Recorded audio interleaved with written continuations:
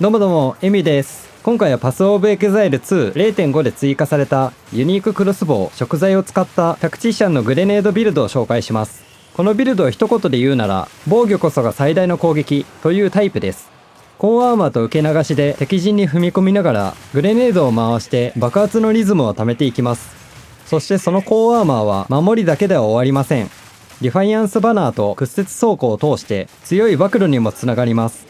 すなわち防御で前に出て、その防御で敵の耐性を下げて爆発の狂乱に入ったらクラスターグレネードで削り切る。この三段構えが今回の一番楽しいところです。ただこの食材には強い癖があります。爆発の狂乱に入ると相当強いんですが、そこへ入るまでにいい個体では最低20回はグレネードを使う必要があります。ここがただの待ち時間になると正直しんどいです。なので今回はこの20回を準備で終わらせず、敵と戦いながら食材を起動する方向で組みました。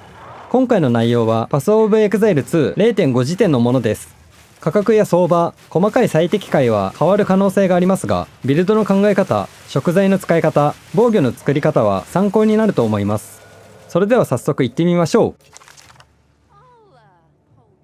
まずこのビルドがどんなものかと、どんな方に向いているのかを話します。冒頭で見せた通り、通常時と爆発の狂乱中で感触が変わります。はじめに言っておくと、これは楽なワンボタンビルドではありません。フラッシュ、オイル、エクスプローシブ、クラスターを状況に応じて使い分けます。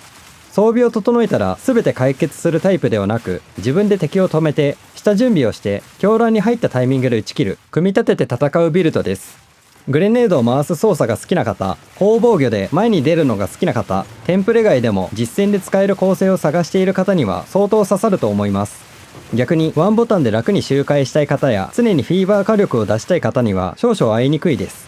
この前提を置いた上で、まずは主役である食材の使用から見ていきましょ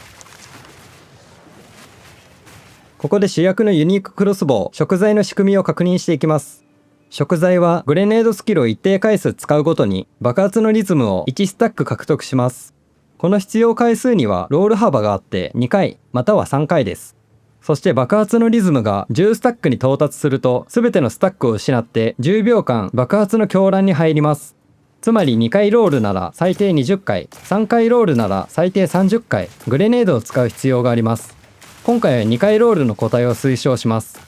3回ロールでも動きはしますが、30回となるとフィーバーまでが長く、マッピングでもボス戦でもテンポの悪さが出やすいです。これから参考にする場合は、まず2回ロールの食材を探すのが一番大事です。爆発の狂乱中は強い効果がまとめて入ります。グレネードのクールダウンがなくなり、着弾時に爆発するようになり、投射物が追加される。さらに直近4秒間に使った異なるグレネードの種類ごとにアタックスピードが増加します。今回はグレネードを4種類使い分けるので、このアタックスピード増加も最大限まで狙えます。使用の注意点を2つだけ。1つはスキル効果の持続時間を伸ばしても爆発の狂乱の10秒は伸びません。持続を盛る方向では伸ばせないということです。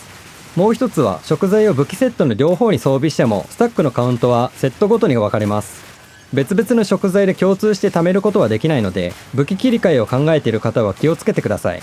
ここまでが仕様です。2回ロールでも20回。今回のビルドはこの20回をどう戦闘に変えるかが全ての軸になります。ここからは通常時に使う3種類のグレネードを見ていきます。構成は画面に出すので、ここではなぜその役割なのかを中心に話します。先に言うと3種はそれぞれ役割で組んでいます。全てを火力に振らず、止める係、土台を作る係、火を出す係と分けています。まずフラッシュグレネードです。役割は即足止めとアーマー破壊の2つです。フラッシュは元からスタン蓄積が高いスキルなので、その蓄積を足止め蓄積に変換してアセンダンシー側の効果で敵を行動不能まで持っていきます。止まってくれれば動き回る敵にも他のグレネードが当たります。なので足止め蓄積を伸ばす方向でサポートを重ねています。もう一つの裏の仕事がアーマー破壊です。フラッシュ自体のダメージは大きくありません。ここで大事なのはアーマーを割りながらエンデュランスチャージを拾えることです。拾ったチャージが後で出てくるチャージレギュレーションと噛み合ってアーマーが伸びます。つまりフラッシュは火力枠ではなく足場を作るスキルとして組んでいます。次にオイルグレネードです。オイルは火力を直接出すスキルではありません。役割は発火領域を広げて敵を減速させて暴露をつけることです。効果範囲を広げているのはオイルの領域そのものを大きくしたいからです。この領域の上で着火と減速と暴露が乗ります。減速を強めにしているのはフラッシュをすり抜けて突っ込んでくる敵にもブレーキをかけたいからです。そして暴露の効果を増やします。この暴露が火力面でどう効くかは後の火力の章でまとめて話します。3つ目がエクスプローシブグレネードです。これは通常時は主力火力でオイルに着火してダメージを出します。ここで一番効いている設計が起爆の短縮です。道中はとにかく早く爆発してほしいので起爆時間を詰めて回転を上げています。起爆短縮はダメージが下がりますが、道中は爆発しない方が困るので確実に爆発させる側に振っています。下がった分は非ダメージ系のサポートで少し補っています。基本の流れはフラッシュで止めてオイルで減速と暴露を入れてエクスプローシブで着火する。これを移動しながら繰り返すだけです。その間に自然と食材の爆発のリズムが溜まっていきます。なお5種目として調整用のデフォルトグレネードも入れています。これはアタックスピードに振った回数稼ぎの調整役で火力も足止めも期待できない代わりにすぐ溜まります。安全な時間に回数だけ稼ぎたい場面で使います。爆発の狂乱中の手法はクラスターグレネードです。クラスターは通常時だと起爆までが遅くて扱いづらい大砲です。投げてから最初の爆発まで間があって、そこから小型グレネードが出て、その小型グレネードもまた起爆に時間がかかります。普通に使うと敵が動いたりボスが移動したりで思ったほど当たりません。ところが食材の爆発の狂乱中はグレネードが着弾した瞬間に爆発するようになります。本来は遅いはずのクラスターがここで着弾即爆発の手法に変わります。しかも狂乱中はクールダウンがないので速いテンポで投げ続けられる。通常時は扱いにくい大砲をフィーバー中だけ一気に打ち込む形です。サポートの考え方はシンプルで快適性は割り切ってフィーバー中に火を通すことだけに全振りしています。火ダメージを伸ばして投射物を増やして非耐性貫通まで入れる。通常時のばらまき用ではなく狂乱中の打ち切り用という構成です。非耐性貫通については1点だけ補足させてください。今回はあえて貫通の弱い方を選んでいます。強い方は非耐性を無視する効果なんですが、無視が 0% 扱いになるとすると暴露で耐性をマイナスまで下げる旨味が消えてしまうのではないかと見ているためです。ここはおそらくの話で断定はできていません。もし虫側でも暴露はちゃんと乗るよという情報をお持ちの有識者の方がいたらぜひ教えてください。泣いて喜びます。爆発の狂乱はとにかく10秒しかありません。その10秒をどれだけ濃くできるかがこのビルドの火力の山場です。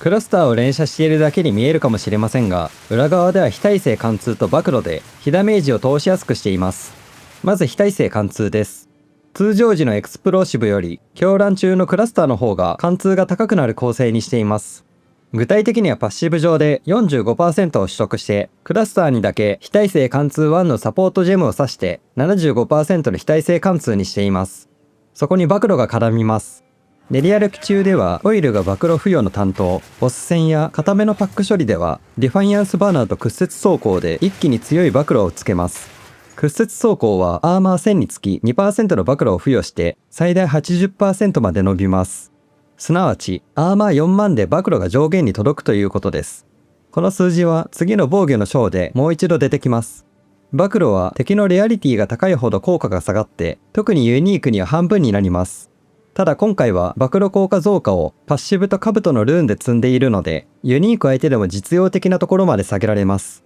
ここがこの構成のおすすめポイントで、高価なラキアタの流れに頼らなくても非耐性貫通と暴露だけで耐性を大きく下げられます。ラキアタが強いのは承知の上ですが、お値段も相当張るのでそこに頼らず火力を作れるのは割とリーズナブルだと思います。まとめると火力は2段階の構想です。道中はオイルの暴露で非ダメージを通す。強敵にはバナーと屈折走行で大きい暴露を入れて、そこへ狂乱中のクラスターを打ち込む。画面ではクラスターを打っているだけに見えても裏ではこの2段階が動いています。このビルドは火力だけのビルドではありません。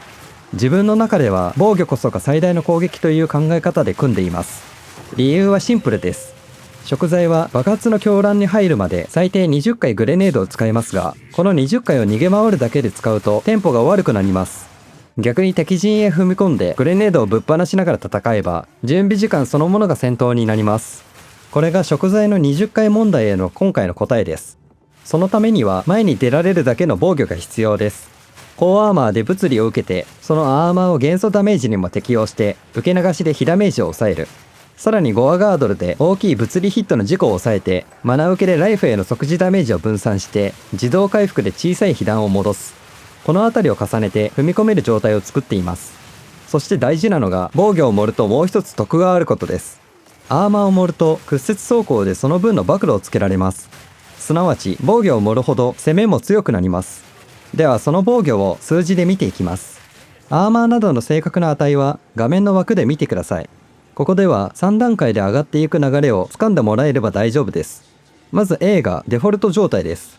憤度を常時最大まで維持していて、これは基本の硬さです。何も乗っていない最低限の状態でもこれだけの防御があります。次に B が練り歩いている時の状態です。フラッシュグレネードを起点にアーマー破壊が発生してスカベンジドプレーティングのプレートが最大近くまで溜まり、エンドランスチャージとチャージレギュレーションも乗っている状態として見ています。マップを進みながら戦っている時はおおむねこの硬さです。最後に C の状態でディファイアンスバナーを展開した守備線の状態です。ここでは B の状態にバナーも乗ってアーマーは5万を超えます。受け流しも元素ダメージへのアーマー適用も大きく伸びるので、ボス戦や危険な敵集団に踏み込みやすくなります。そしてこの C の状態で屈折走行の暴露がしっかり上限に届きます。すなわち危険な場面でバナーを展開すれば防御も暴露も最大ラインに乗るという設計です。1点補足すると暴露の上限はアーマー4万で届きます。C はこれを十分に超えているので、それ以上アーマーを伸ばしても暴露そのものは増えません。ただ4万を超えた分も無駄ではないです。アーマーが増えれば元素ダメージへのアーマー適用もアセンダンシー由来の受け流し力も伸びます。つまり4万は暴露上限の目安で、そこから先は防御をさらに固める部分ということです。ただし硬さに任せてボスの赤攻撃まで受けるビルドではありません。この辺りの線引きは後の立ち回りの章で詳しく話します。装備は部位ごとに読むというより役割で見た方が分かりやすいです。画面に各装備を出すので、ここでは何を狙って選んでいるかを話します。一番大事なのは2回ロールの食材です。これは仕様のところで話した通りなので、ここでは省略します。防御の土台になるのが真鍮のドームです。この鎧はアーマー値が単純にものすごく高くて、そのおかげで物理軽減、元素ダメージへのアーマー適用、アセンダンシーの受け流し力までまとめて伸ばせます。さらに鎧のアーマーが高いおかげでルーン枠を全てアーマーに寄せなくても土台が成立します。これが割と大きくてルーンで他の効果を狙えるようになります。今回は最大ライフ、マナ受け、暴露増加、運動最大数増加、スピリット由来のアーマーなどビルドを伸ばす方向にルーンを使っています。唯一にして最大のデメリットが元素耐性の最大値が下がることです。可能な限り低い答えを選びたいところで自分はマイナス 2% ですが、それでも上位マップは問題なく回れています。アミュレットはこのビルドで必須の枠です。理由は鎧でスピリットを盛れないので、スピリットの確保がアミュレット頼みになるからです。構成上スピリットジェムとバフ系サポートを合わせると合計50は欲しいです。その上でアーマー増加と耐性が乗っていれば理想です。相場はそこまで高くないのでいい答えを狙ってください。ベルトにはゴアガードルを使っています。このベルトは常に硬くなるわけではなく、小さいヒットは少し痛くなる代わりに重い物理ヒットにはだいぶ強くなります。アーマーは仕組み上小中ヒットに強く大ヒットに弱いので、その弱点を埋める装備です。わけのわからない方角から大ダメージで事故ることがこれで割と減りました。ただ必須ではないので合わないと感じたらレアベルトでも十分です。むしろレアベルトの方が耐性パズルは組みやすいので、最初はレアから試すのもありです。なお、ゴアガードルを使うと小中ヒットが痛くなるので、ライフ回復とセットで考えるのが大事です。ここは注意点の章でもう一度触れます。指輪は必須のものはありません。まず耐性を埋めて、余裕があれば追加のアタックダメージが乗っていると嬉しいくらいです。今回はファイヤーアチューメントを使っているので、追加ダメージは物理か火に寄せると無駄になりません。参考にする際の順番は、まず2回ロールの食材、次に真鍮のドーム、その次にスピリットを確保できるアミュレット、その上で4種類のグレネードを整えて、最後に耐性、ライフ、マナ、必要能力値をレア装備で埋めていく。ゴアガードルや光学ジュエルは強いですが、まずは動く要素を作ってから防御は後から足していくのがおすすめです。パッシブは全てを読み上げると長くなるので設計の塊で話します。画面にツリーを出しているので細かいルートはそちらで追ってください。先に言うと、このビルドのパッシブは足止め、アーマー、暴露の3つを1本につなぐために組んでいます。まずアセンダンシーは3本柱です。1本目が足止めした敵を行動不能にする部分。投射物のダメージが足止め蓄積に乗るので、止めた敵を動けなくしてグレネードを当てる土台を作ります。2本目が永続バフのリザーブを半分にする部分。感覚としてはスピリットが倍使えるようになるので、多くのスピリットジェムを詰めます。これは次の章の前提です。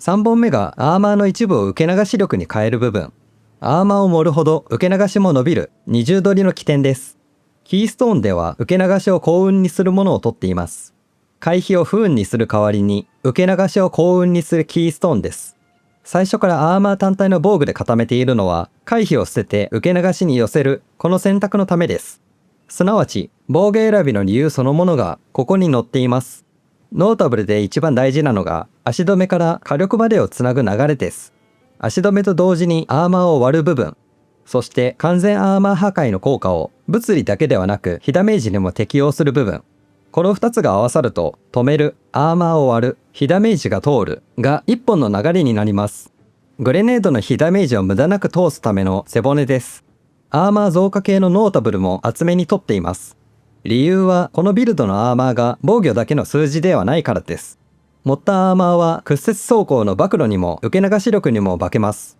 一つ盛ると3方向に効くので優先度が高いです。非耐性貫通は複数のソースを足して通常時の非ダメージを通しています。ジュエルからも漏れますし、取れる場所は他にもあるのであくまで一例としてみてください。グレネードの回転を支える枠もあります。盲目を入れつつアタックスピードを盛る部分、クールダウンの使用回数を増やす部分、投射物を足す部分、狂乱までの20回をストレスなく回すための回転枠です。ちなみに投射物を足す方は起爆が伸びますが、クラスターは狂乱中に即起爆になるので道中への影響は小さいです。あとは任意のベイン利枠です。マナコストをライフで肩代わりする部分を取るとマナ周りが割と楽になります。マナに余裕がなければ選択肢の一つです。小ネタとしてフラスコ効果中に元素ダメージが上がるノータブルを常時効果のユニークマナフラスコと組み合わせるとずっと効きっぱなしにできます。地味ですが常に火力が乗ります。ここまでがツリーで普通に取れるパッシブの骨組みです。ここからは少し離れた位置にある強力なノータブルをユニークジュエルで取りに行く話をします。先に言っておくと、ここは上振れの任意枠です。お値段もそこそこ張るので、資金に余裕が出てきたらで大丈夫です。ただここまで防御のところで話してきた効果の出どころでもあります。一つ目は虚空より来たるというジュエルです。特定のキーストーンを中心にその周りのパッシブを自由に取れるジュエルで、今回はブラッドマジックを中心にしたものを使っています。ここで取りたいのは2つ。アーマーの一部を元素ダメージに適用するノータブルと、フンドスタックごとにアーマーを増やすノータブルです。防御のところで話したフンドが防御の土台になるというのは、主にここから来ています。フンドが火力だけではなく防御にも効くのは、このフンドスタックごとにアーマー増加のおかげです。もう一つ、投射物を強く防ぐノータブルもついでに取れますが、これはおまけわけです。なぜ虚空より来たるでピンポイントに取るかというと、普通にツリーで取りに行くと、途中でエターナルレイジと噛み合わないパッシブを取ってしまうからです。ジェールならそこを飛ばして欲しいものだけ取れます。お値段は確認時点で十数紙あたりが目安ですが、相場で動くので画面の数字を参考程度に見てください。二つ目がメガロマニアックです。これはランダムなノータブルが2つか3つついているジュエルで、今回の狙いは非耐性貫通が乗るノータブルです。先ほど非耐性貫通は複数のソースで持っていると話しましたが、その一つがここです。ランダムでつくものなので、狙いのものが一つついていれば十分、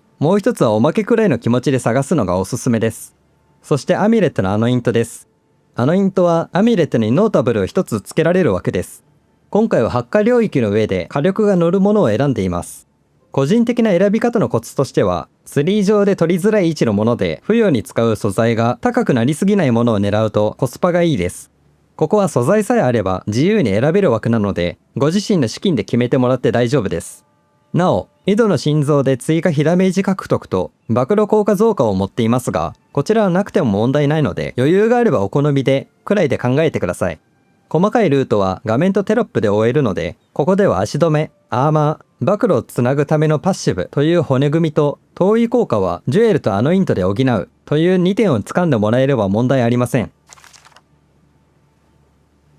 スピリットジェム周りもこのビルドではだいぶ大事です。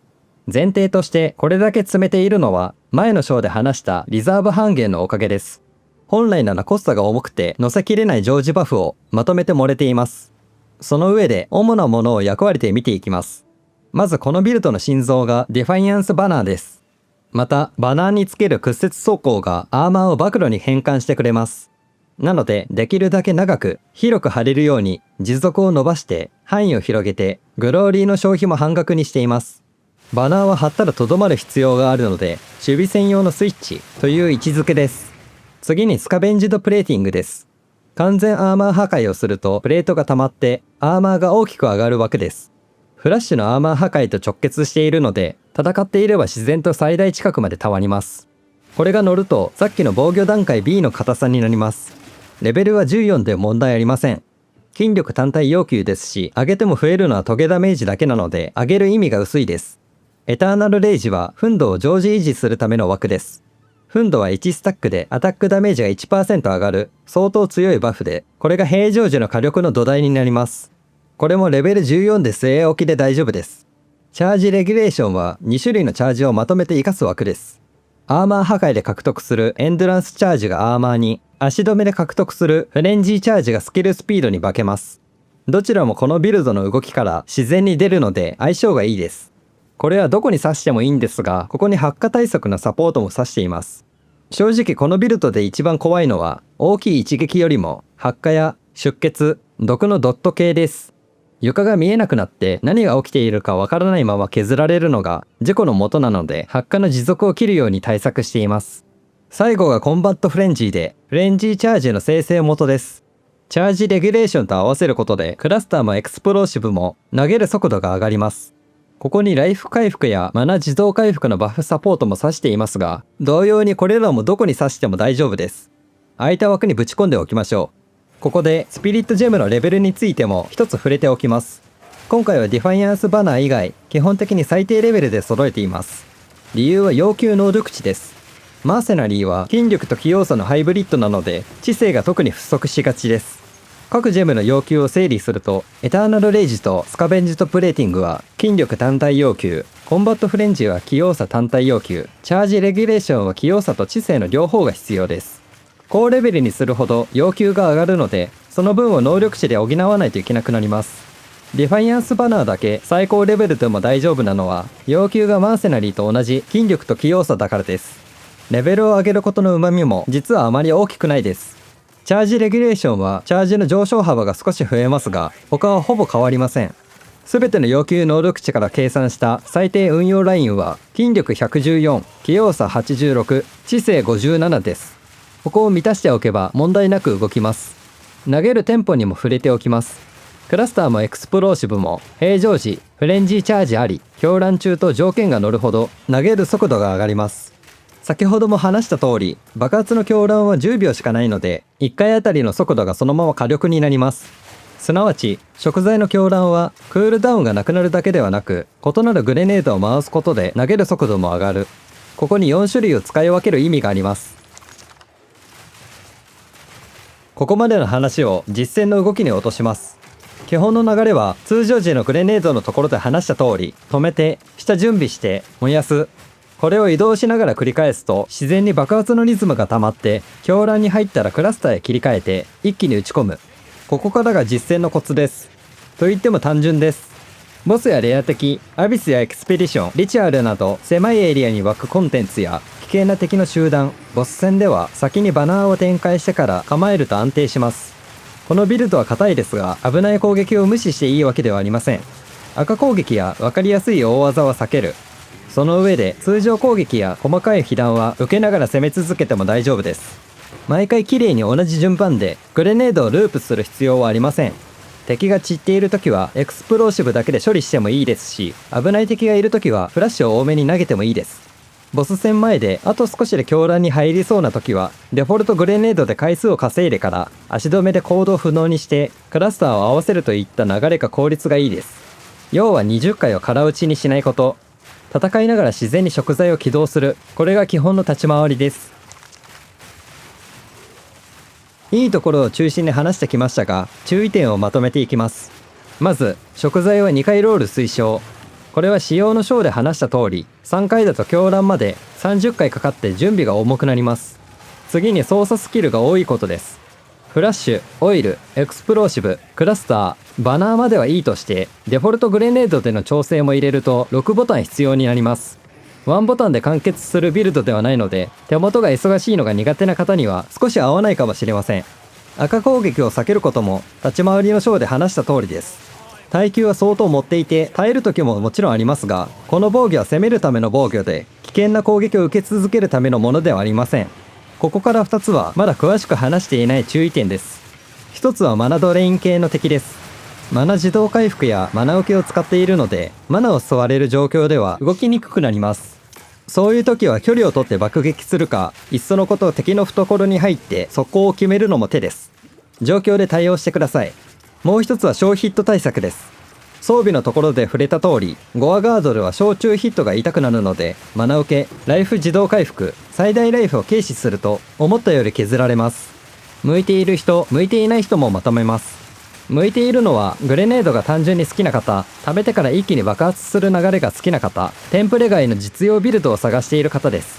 狂乱に入った瞬間に敵が溶ける感覚は相当癖になります。